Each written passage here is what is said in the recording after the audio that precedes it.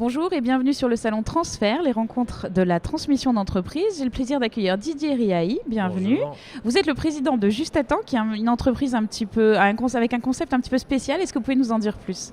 Oui, en fait, Juste à Temps délivre tous les produits de convivialité pour les entreprises.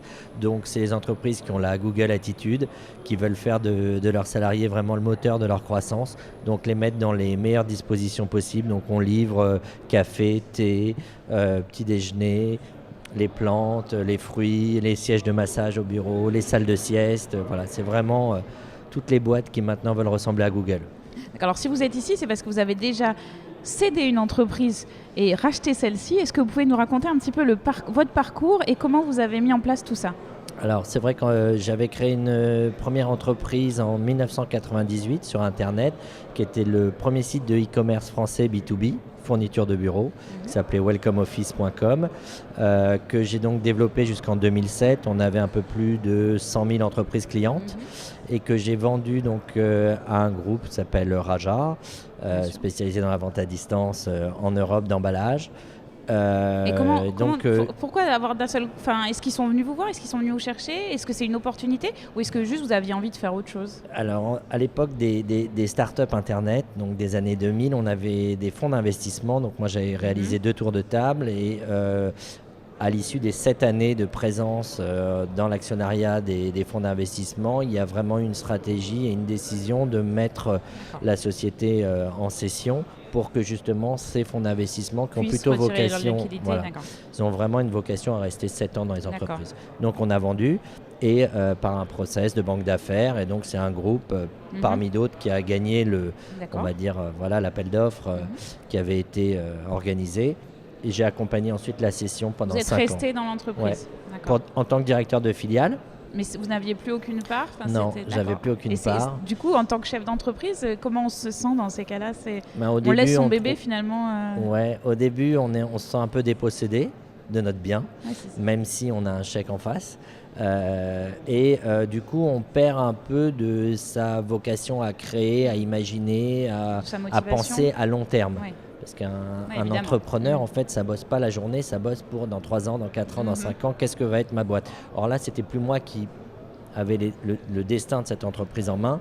Donc c'est un peu plus difficile, mais moi j'ai eu la chance d'entrer dans un très beau groupe à dimension européenne. Donc j'ai pu accompagner vraiment le comité de direction. Vous avez appris aussi de cette période-là ? Pour moi, c'était comme comme on dit, j'avais l'impression d'être à Harvard pendant 5 ans, donc de faire vraiment un super travail de formation pour voir comment on pilote une entreprise de cette taille avec différents directeurs de filiales dans différents pays. D'accord, et finalement, au bout de 5 ans, au bout de 5 ans, on est rattrapé. On est rattrapé par ses envies, ses besoins de créativité.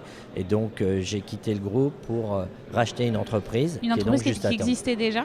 Qui existait déjà, qui était plus petite, évidemment. Donc là, vous êtes mis finalement de l'autre côté de la barrière ? Voilà, là, j'ai vraiment été repreneur. D'accord, et comment ça s'est passé concrètement ? Vous l'avez trouvé comment, cette entreprise ? Alors, c'est un peu par le réseau, donc c'est un peu de chance. Et c'est vrai aussi que c'est pour ça que je participe à ces journées. C'est qu'en vérité, il manque en France des structures qui permettent vraiment de recenser les entreprises qui sont à céder. On ne peut pas trouver d'entreprise intéressante. Le facteur chance, c'est pas suffisant en fait. Moi, je dis que c'était de la chance. En vérité, c'était du réseau. C'est donc d'autres dirigeants d'entreprise qui m'ont dit « je sais que lui, il est en train de vendre ou il est en train de céder. » Voilà. Et donc, la rencontre a fait que... Mais c'est vrai que je ne suis pas tombé sur Juste à Temps en premier et que auparavant, je me disais, tiens, mais comment je vais faire pour trouver une entreprise ? Parce que repartir de zéro, quand on a déjà 10 ans d'expérience, c'est un peu dommage. Et donc, on se dit, mais moi, j'ai envie de reprendre une boîte, la redévelopper, avoir un vrai projet. Et c'est très, très, très compliqué en France de trouver... ce fameux fichier. D'où c'est des événements comme celui-ci. Juste pour terminer, si vous aviez un conseil à donner aux chefs d'entreprise qui sont ici, qu'ils soient cédants ou qu'ils soient repreneurs, ce serait lequel ? C'est vraiment d'être très bien équipé en termes de structure de conseil, donc accompagner énormément pour toute la partie juridique, fiscale, sociale et audit. Parce que sincèrement, c'est des enjeux colossaux, parce que dans les 2 cas, qu'on soit cédant ou repreneur, on joue notre vie.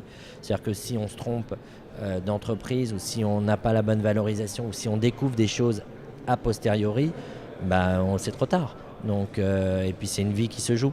Donc il faut être accompagné de gens très très professionnels. Très bien, ce sera le mot de la fin. Merci beaucoup. Merci.